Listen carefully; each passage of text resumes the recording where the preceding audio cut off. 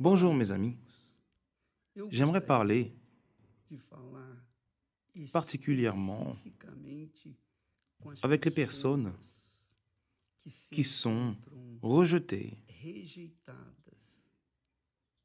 méprisées.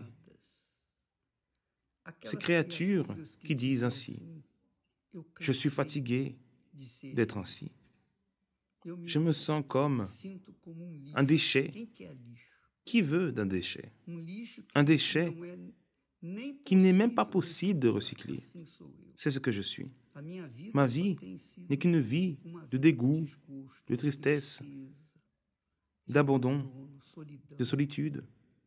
Je ne sais même pas si Dieu existe. Je ne le sais pas, vous dites. Mais s'il existe, il écoutera ma prière, mon gémissement. Il verra ma situation. Alors pour vous, qui êtes en train de penser ainsi, peut-être que vous avez même honte de parler à la personne plus proche de vous et de lui raconter ce que vous pensez, comment vous vous sentez.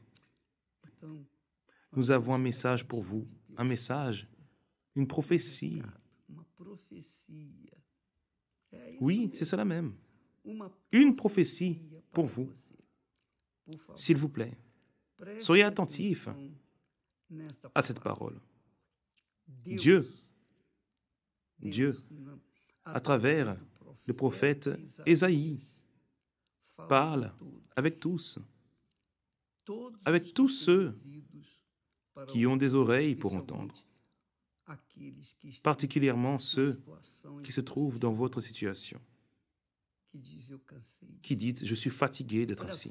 Il dit le suivant: « Réjouis-toi, stérile, stérile, réjouis-toi, toi qui n'enfantes plus, fais éclater ton allégresse et ta joie, toi qui n'as plus de douleur, car les fils de la délaissée seront plus nombreux. » La femme délaissée est celle qui n'a personne à côté d'elle. Ce n'est pas la femme célibataire, non. C'est la femme délaissée, car la femme célibataire peut donner naissance à des enfants, mais la femme délaissée vit comme si elle était dans le désert. Il n'y a personne, il n'y a pas d'homme pour lui faire avoir d'enfants. Car les fils de la délaissée seront plus nombreux de la femme qui vit dans le désert que les fils de celle qui est mariée, dit l'Éternel. Il dit à cette femme: élargis l'espace de ta tente, qu'on déploie les couvertures de ta demeure. Ne retiens pas, allonge tes cordages et affermis tes pieux. C'est un langage de ces époques de désert, le fait d'élargir la tente, d'allonger les cordages, afin que la tente soit élargie. Et de la même manière, de nos jours, il faut construire une très grande maison avec beaucoup de chambres, afin que vos enfants y habitent. Car tu te répandras à droite et à gauche, c'est-à-dire qu'à gauche et à droite, vous vous répandrez.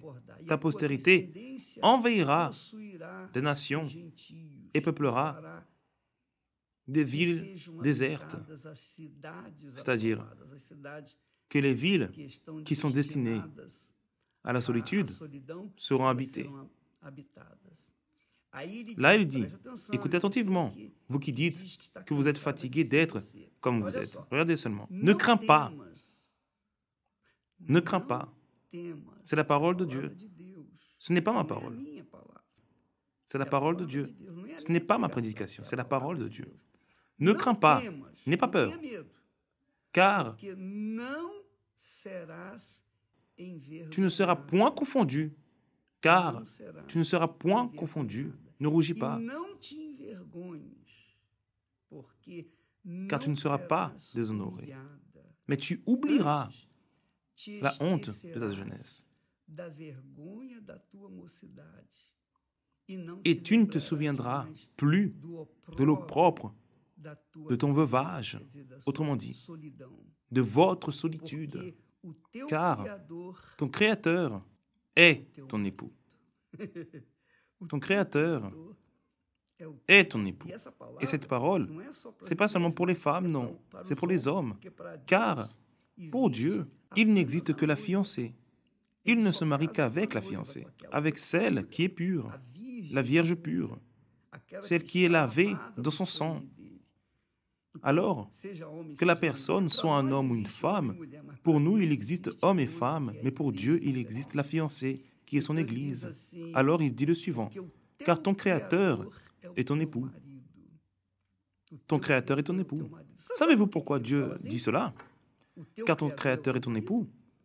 Car il n'existe pas de relation sociale, familiale, plus intime que celle du mari et de son épouse. Par exemple, jamais ma mère et ma mère m'aimaient, mais notre relation restait seulement dans cet amour, dans cette tendresse, dans ce sentiment. Mais nous n'avions pas d'intimité. N'est-ce pas formidable? Alors, peu importe l'amour que vous avez envers votre fils, votre fille, votre mère, votre père, vos êtres chers, jamais, jamais, à aucun moment, cette relation sera la même que celle que l'époux et sa femme doivent avoir. L'époux et son épouse sont intimes, ils sont toujours parfaitement intimes. Il n'y a pas de secret entre eux. Bien sûr, nous sommes en train de parler ici de mariage de Dieu, d'un mariage rempli du Saint-Esprit, collé au Saint-Esprit. Alors, je n'ai pas de secret pour Esther. Et elle n'en a pas non plus pour moi. Nous sommes intimes, totalement intimes. Alors, cette intimité, non seulement l'intimité physique, mais cette intimité est spirituelle, émotionnelle. Elle sait lorsque je suis contrarié. Je n'ai pas besoin de le dire. Je n'ai pas besoin de l'exprimer. Elle le sait. Elle connaît déjà mes sentiments. Elle me connaît. Je la connais aussi. Nous sommes un seul corps. C'est ce dont Dieu est en train de parler, car ton Créateur est ton époux. Autrement dit, votre Créateur est intime avec vous. Il est un seul corps, un seul être. Paul parle de cela. L'apôtre Paul dit que celui qui s'attache au Seigneur est avec lui un seul esprit, et avec lui un seul esprit. Alors, l'Éternel des armées est son nom, et ton Rédempteur est le Saint d'Israël. Il se nomme Dieu de toute la terre. Alors, mes amis, ce que Dieu vous offre est également grand. Vous qui vous considérez comme un déchet pour ce monde, mais quel précieux déchet vous êtes pour Dieu, Créateur, votre époux. Il veut vous prendre entre ses mains, entre ses bras, vous serrer contre sa poitrine et dire, je suis ton époux, je suis ton époux, je suis ton intime, je suis ton compagnon pour toute l'éternité. Car lorsque Dieu est notre époux, il n'y a pas de divorce, il n'y a pas de scission, il n'y a pas de séparation. Il n'existe que l'union et une union éternelle. Je suis ton époux. Et c'est justement celui-ci l'objectif de cette fête des noces de l'agneau ce dimanche. Alors vous devez vous préparer. Vous devez laver vos vêtements. Vous devez vous purifier. Là, dans le livre d'Exode, Dieu dit, lorsqu'il est descendu sur le mont Sinaï, il dit à Moïse, « Va vers le peuple, sanctifie-les. » Et même les sacrificateurs doivent se sanctifier. Car s'ils ne se sanctifient pas, je viendrai contre eux. Alors, lors de cette campagne, lors de cette fête que nous allons le 23, ce dimanche, nous serons purifiés avec la conscience pure. Vous savez, ces sentiments de rancune, ces sentiments de haine, de vengeance, tout cela, nous allons les laisser derrière nous. Nous allons nous laver dans le sang de notre Seigneur Jésus, prendre le bain de la fiancée qui se prépare pour l'époux. Et pour que ce jour-là, ce dimanche, vous, moi, nous tous, nous soyons dans un seul esprit, dans une seule foi, dans un seul cœur, devant un seul Seigneur, notre Dieu, notre époux, et dans le monde entier, là où il existe un centre d'accueil universel,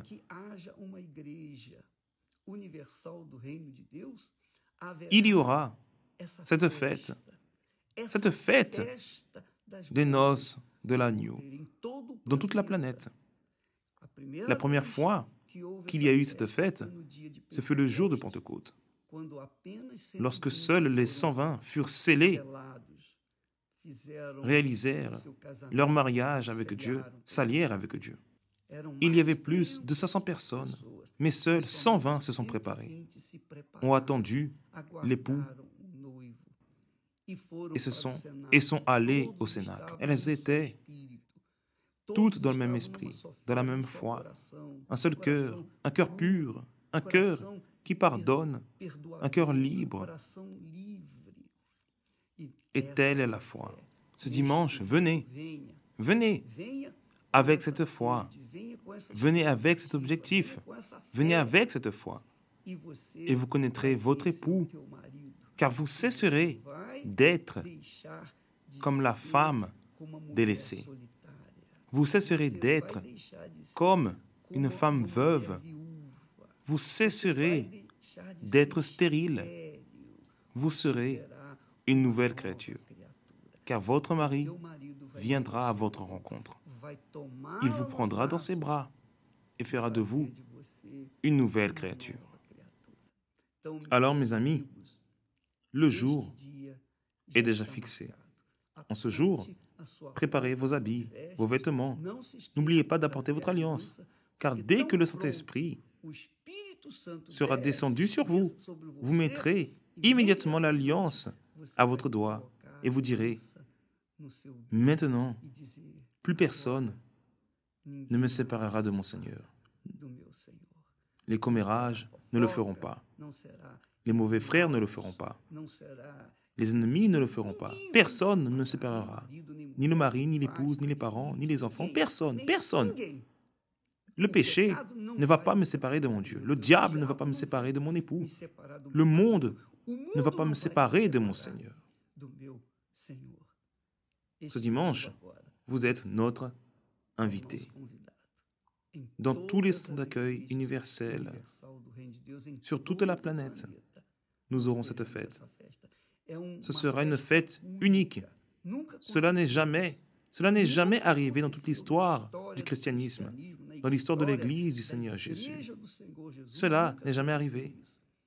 Cela aura lieu ce dimanche. Et vous, qui êtes là, en train de pleurer, qui êtes triste, vous vous réjouirez, vous serez heureux, vous ferez éclater votre joie, parce que votre époux viendra à vous. Ce dimanche, dans n'importe quel centre d'accueil universel, ce sera une fête. Et je sais que beaucoup de personnes ne vont pas vouloir quitter la fête.